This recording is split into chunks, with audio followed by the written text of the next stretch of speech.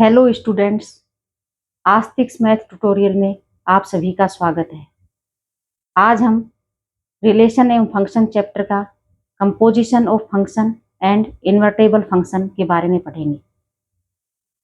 अगर आपको ये वीडियो अच्छी लगे तो please like, subscribe, comment and share ज़रूर करना। हमारी भाषा बिल्कुल ही आसान होगी, किताब की थ्योरेटिकल भाषा की बजाय सिंपल भाषा होगी। आइए शुरू करते हैं। आज हम पढ़ेंगे कंपोजिशन ऑफ फंक्शन क्या होता है, इन्वर्टेबल फंक्शन क्या होता है, इन्वर्टेबल फंक्शन का और कंपोजिशन ऑफ फंक्शन का क्या रिश्ता है। आज हम इस वीडियो में शॉर्ट में ये सब समझने की कोशिश करेंगे। हमारे पास दो फंक्शन है, F X and G X. दोनों ही फंक्शन आर टू आर यानी कि real number to real number defined है। डोमेन भी रियल नंबर है एवं रेंज भी रियल नंबर है। एफ एक्स है 2x+3, जी एक्स है x-3/2। कंपोजिशन ऑफ फंक्शन का क्या मतलब होता है?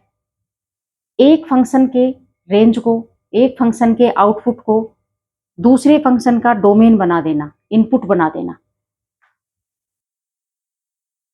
ये कंपोजिशन ऑफ फंक्शन तभी पॉसिबल है जब इनर फंक्शन की रेंज आउटर फंक्शन की डोमेन का सबसेट हो। अगर ऐसा नहीं है तो वह उसका कंपोजिशन पॉसिबल नहीं है। जैसे गोफ होगा तो इसमें एफ एक्स की रेंज जी एक्स की डोमेन का सबसेट होना जरूरी है। अगर वह सबसेट नहीं है तो उसका कंपोजिशन पॉसिबल नहीं है। पर चूंकि यहाँ पर डोमेन एवं रेंज दोनों ही रियल नंबर है तो ये रेंज डोमेन का सबसेट होगी ही होगी, तो इसलिए हमें चेक करने की जरूरत नहीं है। यहाँ पर यह कंडीशन फुलफिल हो रही है, इसलिए ये कंपोजिशन तो इनका पॉसिबल है। अब हम कंपोजिशन ऑफ एफ विद जी यानी कि फोग समझेंगे क्या होता है। इससे पहले वाली वीडियो में भी हमने कंपोजिशन समझा था। फोग में क्या होगा कि हम एफ में एक्स की जगह जी एक्स को पुट कर देंगे। फोग का मतलब है कंपोजिशन ऑफ एफ विद जी, यानी कि एफ एक्स में एक्स की जगह पर हम जी एक्स पुट करेंगे। अब देखो हम अब इस दो फंक्शन में करके देखते हैं। हमारे पास एफ एक्स है 2x+3 और जी एक्स है x-3/2। तो फोग निकालेंगे तो एफ एक्स में हम एक्स की जगह जी को रखेंगे। तो 2x+3 में जो x है उसकी जगह हम जी एक्स को रखेंगे x-3/2। 2x 2 ब्रैकेट शुरू x-3/2 + 3। अब देखो यहाँ पर 2 से 2 कट गया। अब हमारे पास ब्रैकेट में बच गया x-3 + 3। अब ब्रैकेट हटाएंगे तो -3 से +3 कट गया, हमारा फोग आ गया x। फोग की वैल्यू आ गई x। अब हम गोफ निकालते हैं।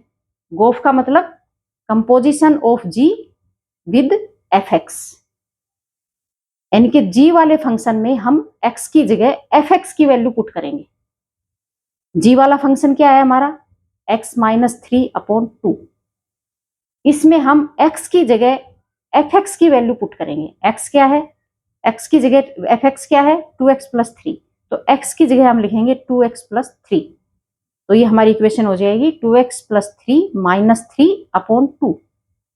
-3 से +3 कट गया, 2x/2, 2 से 2 कट गया, हमारा यहाँ पर गोफ भी आ गया x। फोग एवं गोफ दोनों ही हमारे x आए। x का मतलब यहाँ पे इनपुट और आउटपुट सेम है। अगर हमने इनपुट 1 रखा तो आउटपुट भी हमारा 1 आएगा। आइडेंटिटी फंक्शन इमेज एवं परी इमेज, डोमेन एवं रेंज सेम है। हमारा गोफ एवं फोग दोनों ही आइडेंटिटी फंक्शन हैं। अब हम जरूरी नहीं है ये हमेशा आइडेंटिटी फंक्शन हो। इस एग्जाम्पल में ये दोनों ही गोफ एवं फोग दोनों ही आइडेंटिटी फंक्शन हैं। अब हम इन्वर्टेबल फंक्शन समझते हैं क्या होता है। इन्वर्टेबल का मतलब है इनवर्स।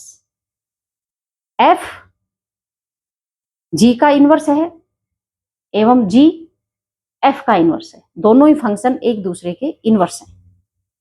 तो इन्वर्टेबल फंक्शन होने के लिए क्या जरूरी है?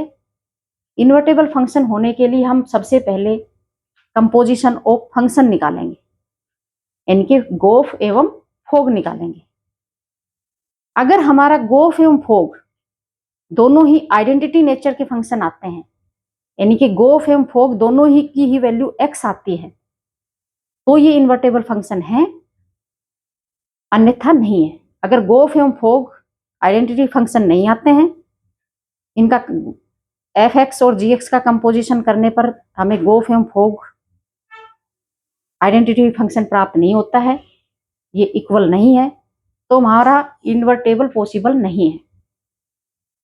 और चूंकि हम यहाँ पर इस एग्जाम्पल में देख रहे हैं कि हमारा फोग भी x है एवं गोफ भी इज इक्वल टू x है, f o g is equal to x is equal to g o f, तो हमारा ये फंक्शन इन्वर्टेबल है।